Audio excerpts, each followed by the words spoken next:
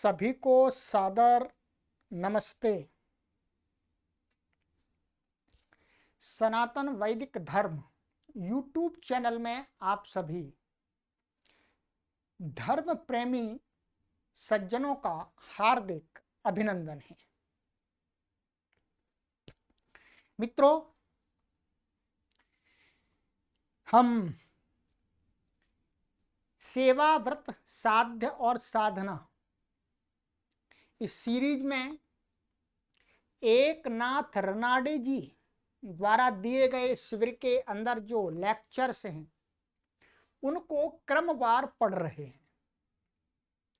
एक लेक्चर्स मैंने आपको पढ़ा दिया है, प्लेलिस्ट में कॉलम बना दिया गया है, सेवा, व्रत, साध्य और साधना।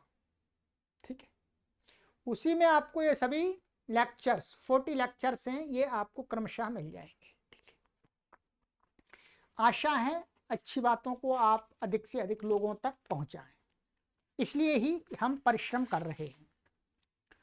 आज हमारा द्वितीय उन शिविर के अंदर द्वितीय उन्होंने लेक्चर्स दिया है, उसका जो टाइटल दिया है उन्होंने वो दिया है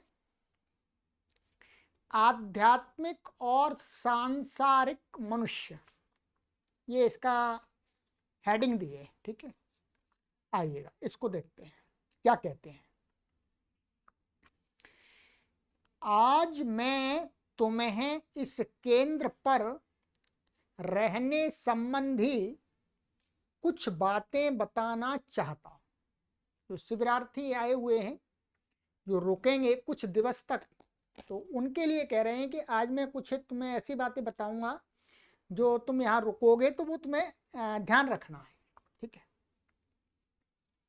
यहाँ कुछ उच्च कोटि के दर्शन और अध्यात्म संबंधी प्रवचन होंगे शिविर के अंदर। ठीक है, साथ ही कुछ अपने देश की ज्वलंत समस्याओं के बारे में चर्चाएं होंगी। ठीक है, सामाजिक जीवन की समस्याओं पर विचार होगा, परंतु ये सब विषय आध्यात्मिक चर्चाओं की तुलना में सांसारिक ही हैं। ये कहना चाह रहे हैं कि जो भी हम यहाँ पर अभी कुछ बातें इस प्रकार की चर्चाएं करेंगे, देश के अंदर जो कुछ परेशानियां, कुछ प्रॉब्लम्स हैं, समस्याएं हैं, उनके विषय में। ठीक है, और दर्शन की बातें और ये उपनिषद आदि की बातें, तो कह रहे हैं ये वस्तुतः कुछ लोग ऐसा ना समझने कि ये पूरा आध्यात्मिक ही प्रवचन चल रहा है। नहीं, इनका कहना है कि ये जो चर्चाएं होंगी ये वास्तव में सांसारिक चर्चाएं होंगी, माने ये भौतिक जीवन को उन्नत बनाने के लिए होंगी।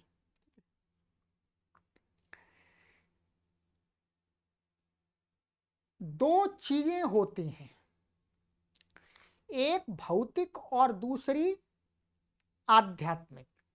भौतिक होती है संसार से संबंधी, हम इस जीवन में अर्थात शरीर से संबंधी जो भी उन्नति है, अवनति आदि जो भी है, और आत्मा से संबंध, आत्मा परमात्मा से जो संबंधित होती बातें हैं उनको बोलते हैं आध्यात्मिक।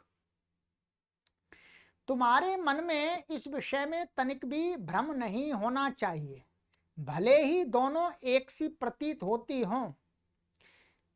पातंजल योग सूत्र में बहुत सी बातें और उन में कुछ विचित्र भी हैं। ये पातंजल योग दर्शन पतंजलि का, ये मैंने देववाणी संस्कृतम यूट्यूब चैनल है उस पर पढ़ाया है। यदि कोई भी पाठक पढ़ना चाहे तो उस चैनल से जुड़ करके पढ़ सकते हैं, वहाँ तैयार है कोर्स। तो पतंजलि का जो दर्शन है योग दर्शन, उसके विषय में बताया है। कहते हैं उसमें कुछ विशेष बातें बताई हैं, परंतु हम सदा उद्देश्य पर परंतु हमें सदा उद्देश्य पर ध्यान रखना चाहिए। ठीक है, यह है क्या क्या उद्देश्य बता रहे हैं इस शिविर में आने का। कह रहे हैं आत्मा मोक्षार्थम जगत हिताय च। क्या आत्मा मोक्षार्थम जगत हिताय च, कि जो आत्मा है प्रत्येक मनुष्य की, उसको किस लिए प्रयास करना चाहिए शरीर के साथ जुड़ करके? मोक्ष के लिए। मोक्ष माने मुक्ति के लिए, और जगत हिताय च, और ये जो संसार है इसका कल्याण करने के लिए भी आत्मा का उद्देश्य है।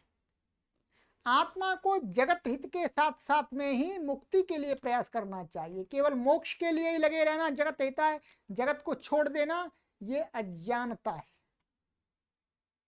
ठीक है, यह उद्देश्य आप शिक्षार्थियों के लिए समान रूप से लागू होता है, सभी के लिए, कि हमारी जो आत्मा है वो मोक्ष के लिए भी हमें पुरुषार्थ करना है और हमें संसार के कल्याण के लिए भी पुरुषार्थ करना है। अपने देश में अत्यधिक दरिद्रता तथा बहुत सी बुराइयां हैं। ये उस समय की बात है जब गरीबी थी। अभी तो थोड़ा सा हम अप हो रहे हैं, आगे चल रहे, बढ़ रहे हैं, थोड़ा सा धन भी आ रहा है सभी के पास में, परंतु ये पुराने लक्षण से हैं। उस समय में भारत वास्तव में निर्धन ही था। हमें अपने आप को अपने देश के लिए उपयोगी बनाना है। बहुत महत्वपूर्ण ये पंक्ति कही इन्होंने, वाक्य क्या कहा? हमें माने हम सभी को अपने आप को अपने देश के लिए उपयोगी बनाना है। उपयोगी बनाना है अर्थात हमारा प्रत्येक कार्य देश के उन्नति के लिए, देश के कल्याण के लिए, देश के उत्थान के लिए होना चाहिए। स्वार्थ में नहीं जीना। हमें उद्देश्यपूर्ण जीवन व्यतीत करना है। ये दोनों बातें, आध्यात्मिक और व्यावहारिक जीवन, एक दूसरे से केवल भिन्न ही प्रतीत नहीं होते, अपितु परस्पर विरोधी भी प्रतीत होते हैं। कि ये सामान्य रूप से हमको क्या लगता है कि हमें मोक्ष की भी प्राप्ति करनी है और इस संसार का भी कल्याण करना है, सामाजिक कार्य भी करने हैं। तो ये कहते हैं कि ये दोनों बातें, मैं अपने आप को देश के लिए उपयोगी बनाना है या अपने आप को मोक्ष के लिए उपयोगी बनाना है, तो ये विरोधी सी भी प्रतीत होती हैं, परंतु नहीं। परंतु हमें अपने मन में भ्रम नहीं रखना चाहिए। हमें अपने उद्देश्य स्पष्ट होने चाहिए। हम जानते हैं कि हम ब्रह्म के विषय में बात करते हैं तो हमारे पैर भूमि पर नहीं होते। जो लोग आध्यात्मिक जीवन में प्रवेश करते हैं वे अपने विषय में बहुत ऊंची राय रखते हैं और जो आध्यात्म और भूमि के तल पर सोचने को मना करते हैं। ये जो बहुत सारे जो साधु संत हैं उनके विषय में कह रहे हैं कि अनेक साधु संत क्या होंगे, तो समाज की समस्याओं को छोड़ करके कहते हैं समाज समस्याओं को तो ध्यान नहीं देना, नहीं ध्यान देना जी, उनको एक कटाक्ष कर रहे हैं। दूसरी ओर ऐसे व्यक्ति हैं जो आध्यात्मिक विचारों को कोई महत्व ही नहीं देते। अर्थात कुछ एक कैटेगरी के लोग ऐसे भी हैं जो संसार को संसार में रहते हुए संसार को कोई महत्व नहीं देते, चाहे संसार अच्छा हो चाहे बुरा हो, उनको कोई लेना देना नहीं, वो ऐसा उपदेश करते हैं। और कुछ ऐसे लोग हैं जो अध्यात्म को माने आत्मा परमात्मा को भी बिल्कुल महत्व नहीं देते, कहते हैं आत्मा परमात्मा सब झूठ है, कुछ नहीं, सब कुछ संसार है। क्या कह रहे, वे इस संसार से ही चिपके रहते हैं। वे इस दुनिया की कठोर वास्तविकताओं का विचार रखते हैं। दरअसल ये दोनों ही प्रकार के व्यक्ति हठधर्मी होते हैं। दोनों पर कटाक्ष किया है। हम भूल जाते हैं कि हम शरीर और आत्मा दोनों हैं। ये मैं, जो भी मैं हूं, ये शरीर भी है और इसके अंदर आत्मा भी है, दोनों हैं, केवल आत्मा नहीं है, शरीर नहीं है केवल। शरीर बिना आत्मा और आत्मा के बिना शरीर के अस्तित्व में नहीं रहता। भाई मेरा जो अभी अस्तित्व आत्मा का दिखाई दे रहा है वो शरीर के कारण दिखाई दे रहा है, और शरीर का जो अस्तित्व है वो आत्मा के कारण है। आत्मा निकल जाए तो शरीर खत्म। हम एक के बिना दूसरे की कल्पना नहीं कर सकते। दोनों के विषय में बातचीत करते समय हमें भिन्न भिन्न मापदंड प्रयोग करने चाहिए। दोनों को एक ही मापदंड से नहीं, दोनों को मापन अलग हैं, पैमाने अलग हैं। आप संसार की समस्याओं को उसी मापदंड से नहीं देख सकते जिससे आध्यात्मिक जीवन का विचार करते हैं। आध्यात्मिक समस्याएं अलग हैं, आध्यात्मिक बाधाएं अलग हैं, सांसारिक बाधाएं अलग हैं, दोनों के पैमाने अलग अलग हैं, दोनों के समाधान करने के तरीके भी अलग अलग हैं। आगे कहते हैं, व्यावहारिक जीवन के विषय में एक सूक्ति है, एक अच्छी उक्ति है कि कार्य के समय पूर्ण मनोयोग से कार्य करो और जब खेलो तो पूरे मनोयोग से खेलो। व्यावहारिक जीवन में सफलता का एक ही रहस्य है, जिस भी कार्य को हम कर रहे हैं पूर्ण मनोयोग से करेंगे तो उस कार्य की सिद्धि अवश्य हो जाएगी, ध्यान रखें। अब यहां पर हमको ये बात ध्यान देनी है, कार्य गलत है या सही है ये उतना महत्वपूर्ण नहीं रखता सफलता में। सफलता चाहे कोई व्यक्ति गलत कार्य भी कर रहा है परंतु पूरे मनोयोग से कर रहा है, पूरी शक्ति और एकाग्रता के साथ कर रहा है, तो वो गलत कार्य करने में सफल हो जाएगा।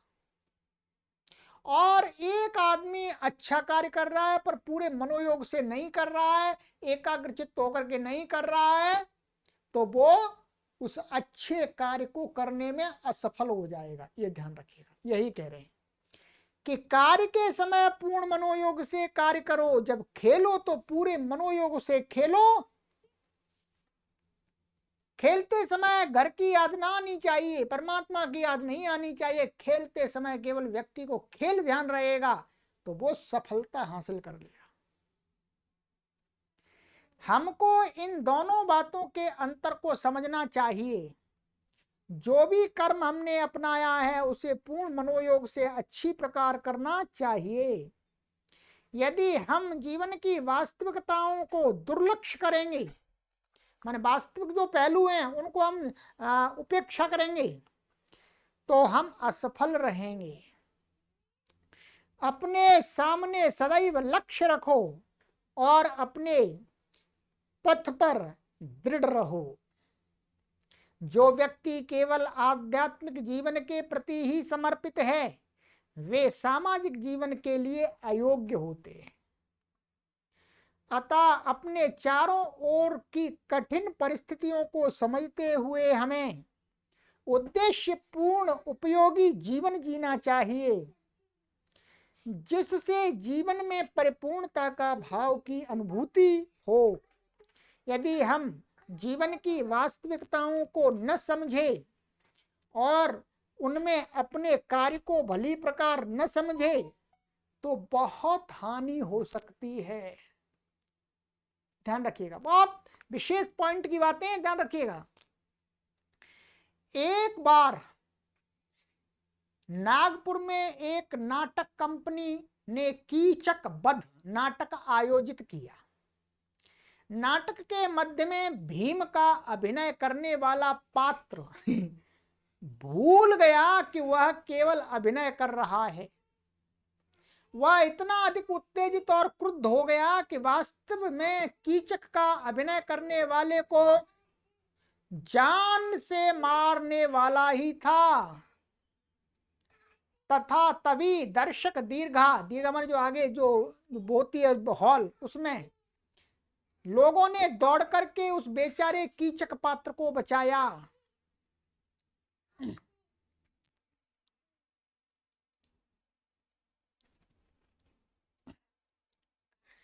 इसलिए हमें अभिनय और जीवन की सत्यता के अंतर को समझना चाहिए।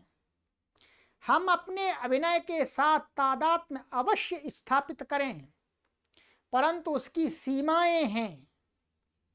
हमें अपने कार्य के प्रति सावधान रहना चाहिए। सदैव खेल को खेल की भावना से ही खेलना चाहिए। यह खेल, यह एक खेल ही तो है, इसमें कोई जीतेगा कोई हारेगा। यह सोचकर हम खेल में प्रमाद कर दें, यह खेल की भावना नहीं है। क्या भाई खेल है, कोई कौन पता नहीं जीतेगा कोई हारेगा, चलो खेल लेते हैं, इस भाव से, ये खेल की भावना नहीं है। खेल की भावना ये है कि मुझे पूरे मनोयोग से खेलना है, जीतना हारना ध्यान ही नहीं रखना है, ये खेल की भावना है। इसी प्रकार से हम जिस भी कार्य में लगे हैं, जिस भी कार्य को करने में चले, उसको पूर्ण मनोयोग से, उसमें सफलता असफलता ना देखें, केवल उसको पूर्ण मनोयोग से करेंगे तो हमें सफलता 100% मिलेगी। इसको मैंने अपने जीवन में घटा करके देखा है। आचरण में कुछ नियम हैं, तो भी हमें उच्च आध्यात्मिक स्थिति रखते हुए पूर्ण व्यावहारिक होना चाहिए। ध्यान रखिएगा, हम बेशक अध्यात्म का जीवन जी रहे हों, परंतु हमें व्यावहारिक जीवन की तरफ भी ध्यान देना होगा। संसार के कल्याण का भी ध्यान रखना होगा। हमें आध्यात्मिक और सांसारिक व्यवहार में सामंजस्य बनाए रखने के बारे में बहुत सावधान रहना चाहिए। हमें सदा यह ध्यान रखना चाहिए कि यह संसार न तो पूर्णतः भौतिक है और न शुद्ध आध्यात्मिक। हमारा प्रयास दोनों में संतुलन का होना चाहिए। यह एक महत्वपूर्ण सत्य है। एक होता है मानव इतर लोक, जहां सद्ज्ञान के द्वारा व्यक्ति पहुंच सकता है, परंतु सद्ज्ञान प्राप्त करना सरल नहीं है। जगत में सच्चिदानंद को समझने के लिए हमें अपने मन की सब खिड़कियां खुली रखनी चाहिए। हमें सौभाग्य से 5 ज्ञानेंद्रियां मिली हैं, परंतु इनकी शक्तियां सीमित हैं, लिमिटेड हैं। निस्संदेह मन की शक्तियां महान हैं, किंतु ज्ञानेंद्रियों द्वारा मन को ज्ञान अर्जित करता है। मन जो मन है वो ज्ञानेंद्रियों के द्वारा ज्ञान अर्जित करता है, वह सीमित है, तथा इस सीमित ज्ञान से हमें अनंत की कल्पना भी नहीं हो सकती। हम देश और काल में बंधे हैं। हमारे लिए अनंत जैसे विचार कोरे शब्द मात्र हैं। कुछ शब्द भाव प्रकट करते हैं, किंतु ये भी बुद्धि गम्य नहीं। ये थोड़ा सा उच्च स्तर के अध्यात्म स्तर की बात चली गई, ठीक है, क्योंकि बुद्धि भी सीमित है। हमारा मन और बुद्धि संस्कारों और विकारों से ग्रसित है, अतः वे एक विशेष सीमा के पार नहीं जा सकते। यह एक कार्य माने एक कार्य कारण सिद्धांत, माने एक कार्य कारण सिद्धांत है। हर कार्य का कोई कारण होता है और हर क्रिया का परिणाम होता है, परंतु अनेक ऐसी समस्याएं हैं, कार्य हैं, जहां मन और बुद्धि दोनों भ्रमित हो जाते हैं। जैसे एक प्रश्न हमारे सामने अनंत काल से है, पहले कौन, मुर्गी या अंडा? सामान्य सा प्रश्न रख रहे हैं लोग, प्रश्न पूछते पहले मुर्गी या अंडा। और इसी प्रकार के अन्य अनेक प्रश्न है। अब इसका उत्तर कुछ नहीं है कि मुर्गी है पहले या अंडा है। दुर्भाग्य से देश और काल के भी यथार्थ ज्ञान का हमारे पास कोई साधन नहीं है। इन सीमाओं का ध्यान रखते हुए हमको धैर्य पूर्वक प्रयत्न और परिश्रम द्वारा मानवत्व से देवत्व की ओर जाने वाले पथ पर निरंतर आगे बढ़ना है, उन्नति करना है। हम सदा मानव इतर हम सदा मानवेतर पर ही रहे हैं। यह भी ध्यान रहे, तथ्य तो यह है कि परमात्मा ने मनुष्य को की ज्ञानेंद्रियों की शक्ति सीमित करके हम पर कृपा की है। ये कह रहे हैं कि हमारी जो ज्ञानेंद्रियां हैं, मन बुद्धि है, उनको उनकी शक्तियां भी सीमित करके हमारी आत्मा पर उपकार किया है। क्या उपकार किया है? कहते हैं यह अच्छा ही है कि हम एक निश्चित दूरी तक ही ध्वनि सुन सकते हैं।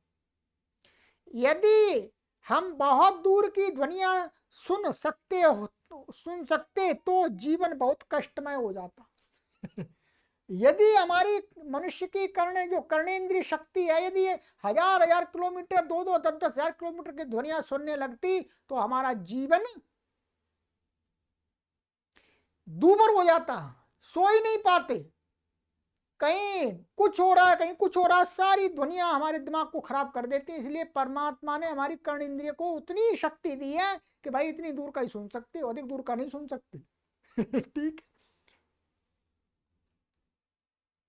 हमारी स्मरण शक्ति भी सीमित है और यह भी अच्छा ही है कि हम बहुत सी व्यर्थ की बातें भूल जाते हैं।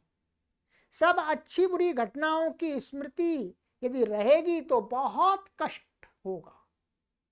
यदि पिछले जन्म की भी स्मृतियां हमको आने लगे, उससे पिछले जन्म की भी स्मृतियां आने लगे, या इसी जीवन की सारी स्मृतियां ही हमें आने लगे, तो हमारा जीना दूभर हो जाएगा। रोएंगे, चिल्लाएंगे, हंसेंगे, परेशान रहेंगे। तो व्यर्थ की बातें हम भूल ही जाते हैं। अच्छी बातें, कुछ विशेष बातें होती हैं, उनको ध्यान रखते हैं। योजनाओं को क्रियान्वित करने के कार्य में बाहर का दबाव नहीं होना चाहिए।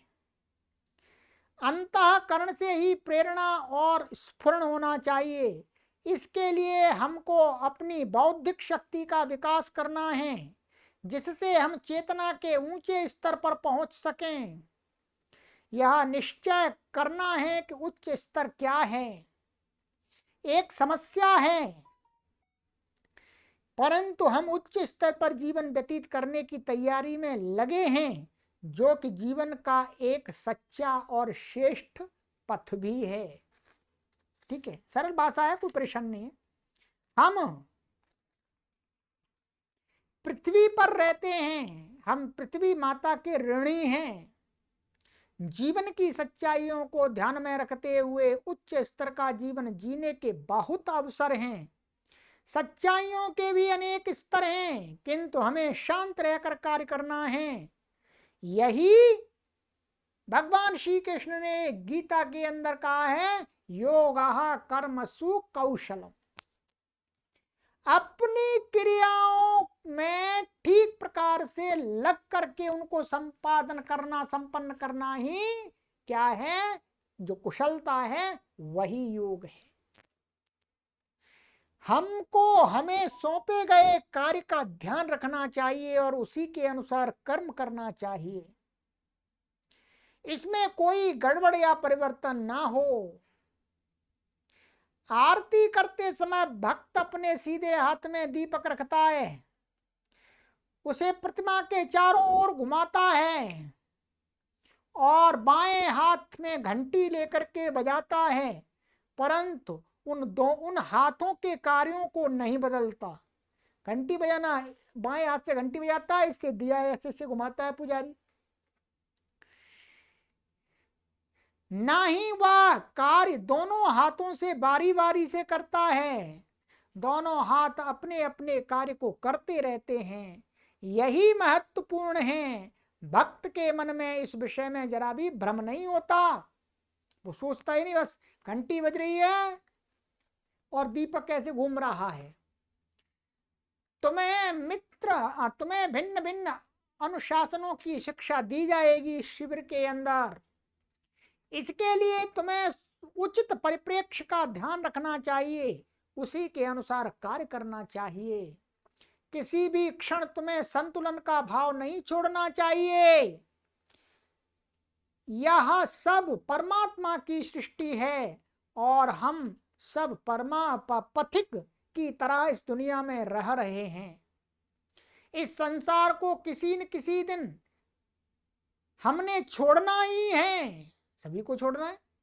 अतः हमें संसार से विशेष लगाव नहीं होना चाहिए। अपने चारों ओर की वस्तुओं को उचित प्रकार से ही सउद्देश्य के लिए उपयोग करना चाहिए। हमको दोनों में से किसी दुनिया को नहीं भूलना चाहिए। सांसारिक जीवन और आध्यात्मिक जीवन दोनों को लेकर के चलना है। अतः दोनों जगत पर ध्यान रखते हुए हमें उद्देश्य पूर्ण जीवन व्यतीत करना है। इन गुरुजी के इस लेक्चर का सार ये निकल के आता है कि इस संसार में रहने वाले प्रत्येक व्यक्ति को जगत हित के लिए, संसार हित के लिए और अपने आत्म कल्याण के लिए, मोक्ष के लिए पुरुषार्थ करना चाहिए। यदि कोई व्यक्ति केवल मोक्ष के या मुक्ति के लिए जगत को देखता ही नहीं है, उसके आसपास गलत कार्य हो रहे हैं, दरिद्रता फैली हुई है, गंदगी फैली हुई है, अव्यवस्थाएं फैली हुई हैं, गलत कार्य का हो रहे हैं, उनकी चिंता नहीं करता, अपने आत्म कल्याण के लिए लगा हुआ है, तो वो व्यक्ति मुक्ति प्राप्त नहीं करेगा। इनका कहना है प्रत्येक मनुष्य का ये धर्म है, ये कर्तव्य है, परम कर्तव्य है कि वो आध्यात्मिक और सांसारिक दोनों प्रकार का जीवन जिए। इस संसार के कल्याण के लिए भी कार्य करे और साथ में अपने आत्म कल्याण के लिए भी कार्य करे, जगत हित के लिए भी कार्य करे और मुक्ति के लिए भी कार्य करे, उसका जीवन ही सफल होता है। बिल्कुल सही है, इस बात को हम स्वीकार करते हैं और इसी के अनुसार हम चल रहे हैं। आइएगा, एकनाथ रनाडे जी को प्रणाम करते हैं, उन्होंने बहुत अच्छा विचार दिया। आप सभी को भी प्रणाम करते हैं कि आपने इन अच्छी बातों को सुना और निवेदन करते हैं कि आप अधिक से अधिक लोगों तक इन लेक्चर्स को ले जाइएगा। आगे की कक्षा में तीसरा लेक्चर लेकर के आएंगे। हमारा तीसरा जो लेक्चर होगा उसका हम बिंदु बता देते हैं, यौवनावस्था की ओर, माने युवावस्था की ओर। सभी को सादर नमस्ते।